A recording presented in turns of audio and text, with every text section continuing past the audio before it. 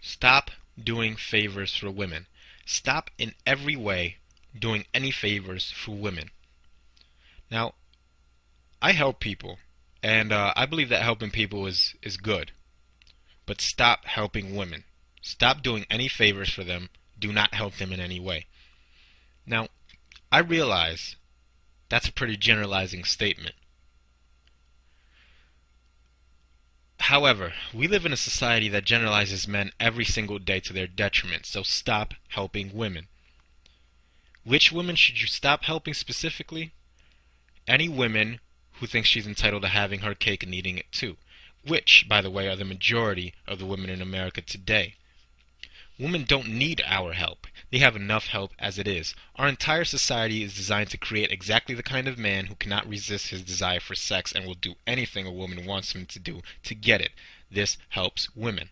A sprawling network of domestic violence shelters open up their doors to women every day, but not one of these have the common decency to shelter men, even though women and men commit domestic violence at roughly the same rates, and this helps women.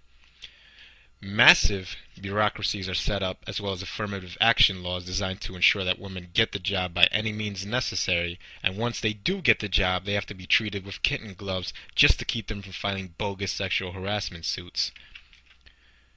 I mean, think about what it means that the extremely vague criteria that constitutes sexual harassment can generally be translated into, if a woman thinks she's been sexually harassed, as far as the law is concerned, she has been sexually harassed, even if she hasn't, and this helps women.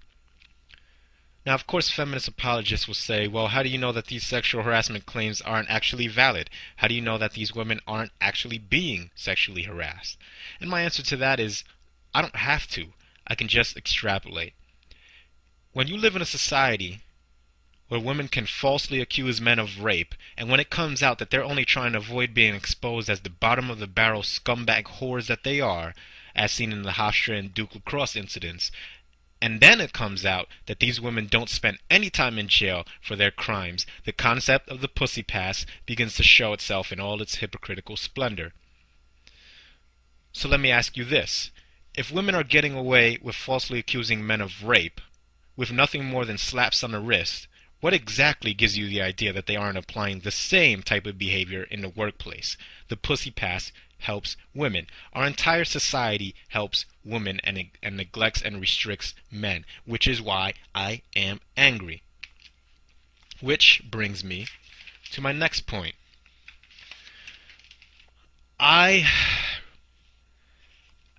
got a lot of comments on my latest video titled How Women Destroy Men. And these comments were asking if, or implying that I'm angry. So I'm going to address this right now. Is Barbarossa angry? At the moment, no. But is there a general trend in me that I've noticed that I'm more and more angry these days? Well, yes. Yeah, I'm angry. I'm angry that the moment I start giving truthful and accurate depictions of the state of affairs in Western feminist matriarchy, I'm labeled as angry. And more importantly, I'm angry at the state of affairs in Western feminist matriarchy. My question to you is, why shouldn't I be? Millions of men and women see what the Western whore is guilty of. At what point exactly should we have started to become angry? Was it when they aborted 50 million innocents? Should I be angry about that? Or maybe the fact that they've initiated millions upon millions of divorces and have practically made an industry out of divorce and a mockery of the family. But I guess I shouldn't be angry about that either.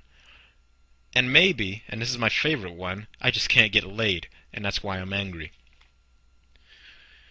Let me ask this. What does me getting laid have to do with the corrupt, man-hating divorce industry? And what does me getting laid have to do with women who marry men for the sole purpose of divorcing them and taking half their net worth? I've never been married, so what does my anger towards these women have to do with me getting laid? Secondly, why are there even more men than women accusing me of not being able to get laid? Where I come from, there are names for men who are consistently inquiring about the sexual activities of other men, none of which a heterosexual man would like to be called.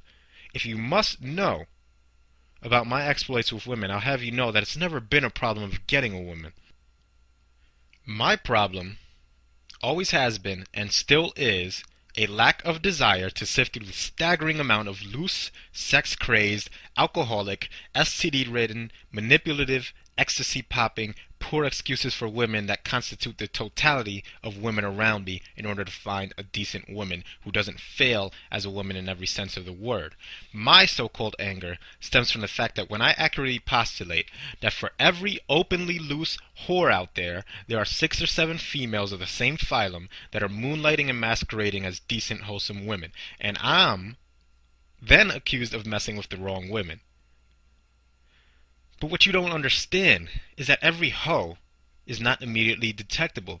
You have to put some of these frauds through rigorous testing before their true nature is revealed. And then, and only then, after you put in some of your precious time, does the nature of the beast truly become apparent.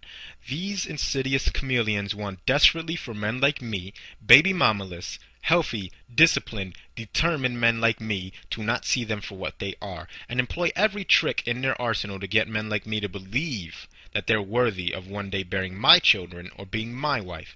They hate that more and more men, especially ones with bright futures ahead of them, are not falling for the trap. The Western whore, which I have entitled the real swine flu epidemic, is starting to panic because a vaccine has been administered, and like any good virus, the Western whore is mutating and using its groupthink and herd hive mentality to make it harder for them to be identified, and so we have a new strain emerging. Gone is the bra burning, displaying her whoredom for everyone to see feminista. Today, we have millions and millions of cubic zirconias who position themselves around the diamonds, and it is very hard to tell the difference upon initial inspection. And so yes, I'm angry. Because for all of your empowerment and all of your freedom and all of your independence, you whores are still too weak to actually show what you are. You despise women who are family-oriented, who aren't loose, who can actually produce a home-cooked meal without the use of a microwave. Yet when it comes to how you want men to see you, you desperately try to get us to believe that you are these women. You claim to be as competent and as able as men, but the moment some shit hits the fan, you want to be equal to children and expect the men to stay on the sinking ship while you get saved along with the children. Your independence, your breaking of gender roles, your freedom is all apparent, but if it means that you might lose your life, you're happy to regress back to childhood and let the men sacrifice themselves for you.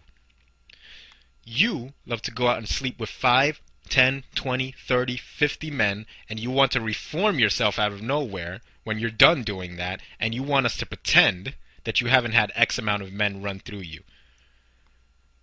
So yeah, I'm angry. And I'm going to say this. You won't trap me. You will not trap me. I will not be duped. I will not be outsmarted. You are not my equal. I've spotted your playing field and memorized your playbook.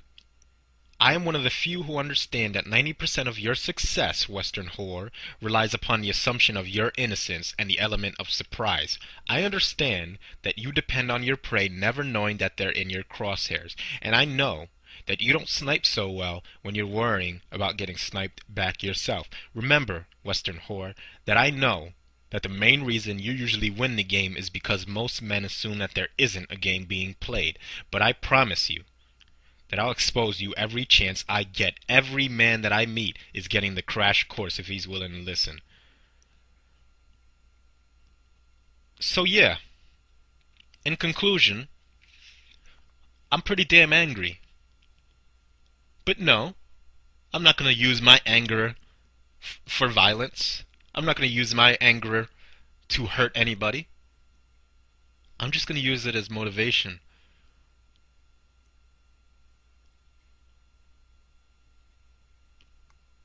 Good night. God bless.